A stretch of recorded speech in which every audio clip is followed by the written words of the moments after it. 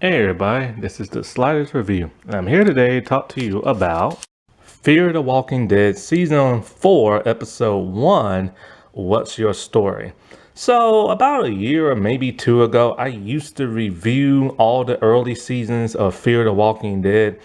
And then I stopped with Season 4 because I got really busy. And so I planned on always doing it. And since my Hulu's about to expire soon, I figured, hey, now's the perfect time. And when it comes to Season 4, I only really like the first maybe 6 episodes or so. Everything after that just went nuts. I've never been a Fear the Walking Dead fan. Some episodes are pretty good. Some episodes are pretty interesting. I just felt like they just never knew what the world they wanted to do. They wanted to be different in the beginning, but then they just started integrating into the format of what The Walking Dead is and their style, and it just didn't work. And that lets you know, and the reason why season 4 is so different. Season 4 had a dramatic format change. The original showrunners were like let go. I think they brought in Scott Gimple, I believe, in the 4th season or something like that, or they brought somebody else in the 4th season, and it was just a complete restructuring. Why? Because like I said before, the Fear the Walking Dead was never really like, it never really truly hit with a lot of fans. A lot of fans just watch it because it has the name Walking Dead in it. But like people started like tuning off after a while, and it just started to get stale. But for me, it just never really clicked and stuff like that. Like to me, they really screwed up even with like the first season and stuff. But the show is still on till today, and people still watch it only because, like I said, some people actually really love it. Other people just like it, and other people just watch it because it has The Walking Dead in it. And so for the longest time, people have been wanting, characters to cross over, but it's hard because they're on two different sides of like America. Um, the Walking Dead people are on the far east side of the coast, and then Fear is on the west. And so they decided to boost ratings because ratings were really falling and stuff at that time, and they're falling even more now. They decided to have a character from The Walking Dead go on over to Fear the Walking Dead. And it was supposed to be a surprise. So when they had everybody lined up on the Talking Dead thing they do, they announced that Morgan was going to Fear the Walking Dead, which looked like, when you watch the video, the shock to that of the actor. So, I don't think he was expecting to do that and travel to another part of like America. And so, so yeah. So he went over there. Morgan was supposed to save the show, but they wrote Morgan so stupidly that he ended up really ruining the show more than what it is and stuff. But it's not the fault of the actor, it's the fault of the showrunner and the writers. And so Morgan, he was in a weird position in The Walking Dead because he's done doing his I clear. I clear. That's my purpose in life. I clear. He was done being psycho Morgan. Then he started being nice Morgan and no longer wanted to kill people. Then he trained a young dude how to use like a staff, and that young dude died, which caused Morgan to be all like, I fear nothing, man, because I can't die. And this would cause Morgan to go into like tons of herds of like the walkers and just take them on head on with no fear. So he was in this kind of anti-hero psychotic state at the time, where he was very angry, going into war with that of Negan and his people. And so like, and then after that, he just wanted to be left alone by himself, to where he started living in the garbage people home and stuff when they left. And they later joined like Rick's group and stuff. So Morgan was in a weird state of mind where he literally just wanted to be left alone. And so we assumed that this would be the only crossover and everything. But no, they surprised us with like 3 others. First, Jesus came to visit Morgan. Not real Jesus. If you never watched Fear the Walking Dead or Walking Dead, I mean The Walking Dead, then you know Jesus is just a dude who calls himself that. And so Jesus came over to visit him and tried to get him to come back to the community, but Morgan refused, won't even talk to him. Then Carol came by and she's all like, you helped me when I was in trouble and I was lost and I want to help you, but he won't speak to her. Then the man himself came in, Rick, and he's all like, man, me and you, we've been together since like day one of this whole thing. And like you helped me in all this other stuff. And then we lost each other, found each other, lost each other again, and refound each other. Like he's like, you mean too much to me, man. But Morgan still won't speak. And he told Morgan, you can walk, but you can't run away and everything. Morgan still not talking to him, and Rick left. Morgan decides, oh yeah? Packs up all his stuff and walks away. Doesn't even tell nobody he's leaving. So nobody in the group ever went looking for him or nothing like that. He just straight up left. And he's never mentioned again in The Walking Dead, almost like he never existed. That was always bizarre and weird to me. And so as he's contemplating if he should leave, he started hearing voices in his head because he used to be crazy in season 3. Then he decided, you know what, I'm just leaving. I'm leaving everybody behind. Like, I'm tired of people dying. I'm tired of killing folks. So he just left. And he took off and he ran. Old as he is, just took off and ran. And then he couldn't run no more. He started walking. And when he couldn't walk no more, he started looking for cars. And he started driving. It's quite a journey. The car lost its tire. He had to walk some more. We see him walking. We see him find like a dude whose leg has been like bit, and so he tried to give the dude food. The dude didn't want no help, and so like he just left the dude in the car. And so next thing you know, one of his shoes is torn up and he had to duct tape it back.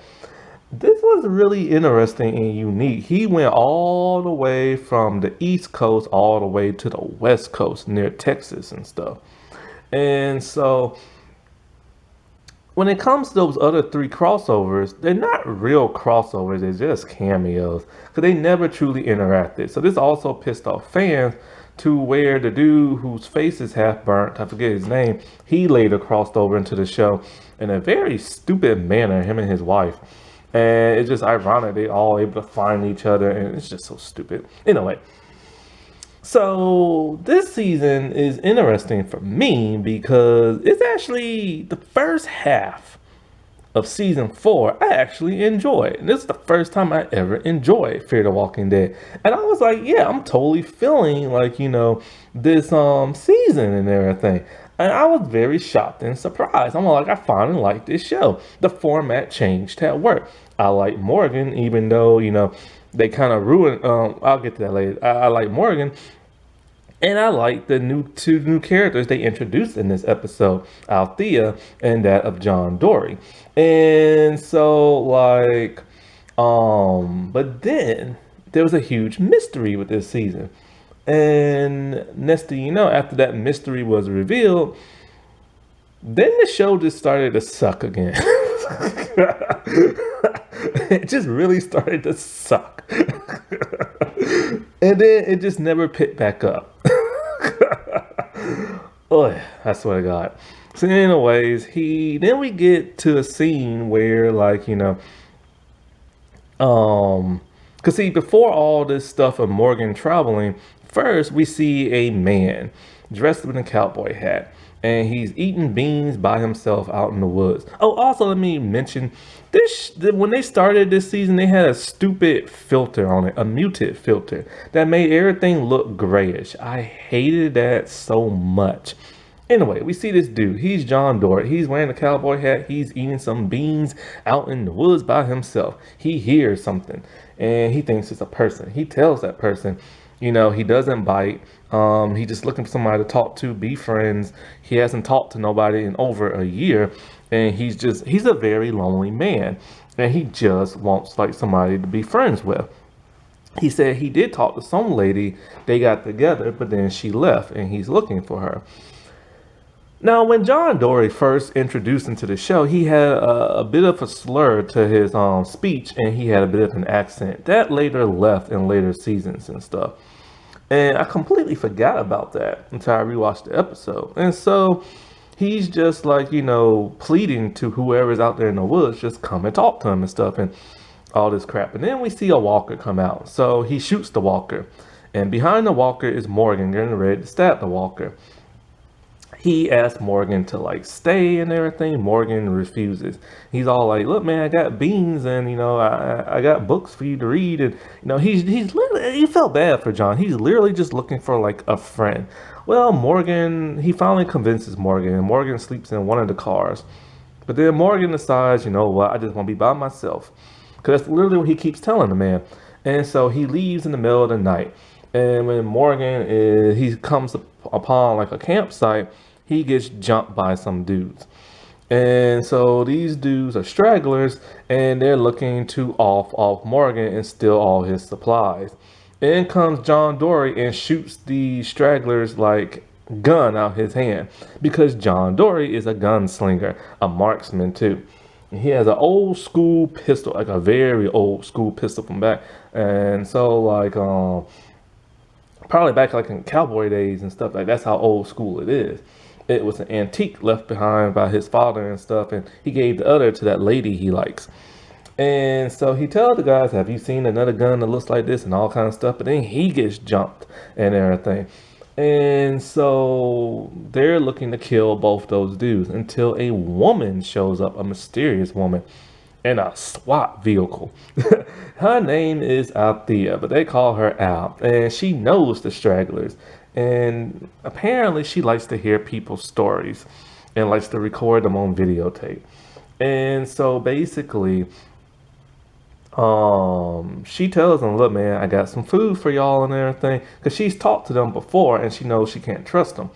So she pulled out the big guns on the SWAT. I mean, the big guns. Of course, they let them all go. So she's driving with Morgan and John. And then she starts asking Morgan a bunch of questions, talking about she loves recording people and she wants to know everybody's story. John's asking her a bunch of questions, if she's like law enforcement or military or something like that. But she says not necessarily. Morgan, who does not like being asked any questions, wants out. I gotta say, I like this trio. I like John. I like Althea. Spoiler alert, not really a spoiler alert, because I already reviewed later seasons. John is no longer, and Althea no longer on the show. So it sucks they wrote off two very cool characters. Anyways, so Morgan is literally just like, "I want out," and everything. And she won't let him. And she takes him back to her campsite because he got shot in like the leg or something like that. So they had to heal him up. And so like, no, he gets shot later, I think. Anyway, so he stays with them for a while, and then they're back driving again, and like he tells her his story and everything. He doesn't really want to, but she starts asking way too many questions. She wants to know where he's from, who he interacted with, and all this other stuff. And he tells the story of how he once lived in the community and he got overran by a crazy man, Negan, and all this other stuff, but he refuses to say anything else. So she finally lets him go, and he's walking on alongside the road. No, wait, no. I'm getting totally ahead of myself. See, my memories just blending. I've been watching too much crap. My memories are just blending into one another. Anyway, they get jumped by the stragglers again, and so it's a huge shootout. And they have to fight their way out. And the fight is amazing. The gunslinging is amazing. When Morgan goes on the roof with a bullet in his leg because he got shot, he's like, one of the stragglers like takes like a flag and rips the flag off and fights with they're fighting with staffs, man. Like, it's awesome. It's a great fight scene. And they really outdid themselves. And Althea, she's trying to like get the head straggler dude, and so she goes underneath the car and like she's but and then at some point in time, tons of walkers come in. About time, because this show is supposed to have zombies in it, and so tons of them are coming out. And the head straggler dude, he gets bit by like a rattlesnake. It's an epic fight. And so like she's trying to get in and out like her vehicle and stuff. She let out the big guns and she pulverizes all the zombies and everything. And it's just an epic, epic, epic fight. So Morgan has decided, he's just gonna walk off again. And as he's walking off, he falls to the ground. And when he falls to like the ground and everything, because the bullet and stuff like that, here comes some walkers and he can't take them on. And John Dorie is there to save the day once again. So Althea comes and they all decide they're gonna be a group and like head off and stuff. So Morgan, relenting to be friends with anybody, has just made two really cool friends. But then here comes the shocker of shockers, the ending. So you might be asking yourself, where is the cast of the Fear the Walking Dead? Because they have not shown up at all. And I was very surprised that here we are introduced to all these new characters. Did they just write the old characters off? Well, as they're traveling, they see a woman on the road. Morgan assumed that the woman is hurt. So they go to see if the woman's hurt and everything. The woman turns out to be Alicia, and she's looking petrified. And so and then next thing you know, she pulls a weapon on Al. And here comes the ambush. All the Fear the Walking cast members that are still alive, Strand, Nick, whatever Nick's girlfriend name is, Daniel's not there, and Madison is not there, surprisingly. And they pull guns on them, and it's kind of like, what the world has just happened? And at this point in time, I had no idea. I'm like, no, not only this a twist, but are they now the bad guys? Like, what happened to them? Like, because a lot of people in The Walking Dead who started off good have literally turned bad. And so I'm like, no, not Alicia and her group.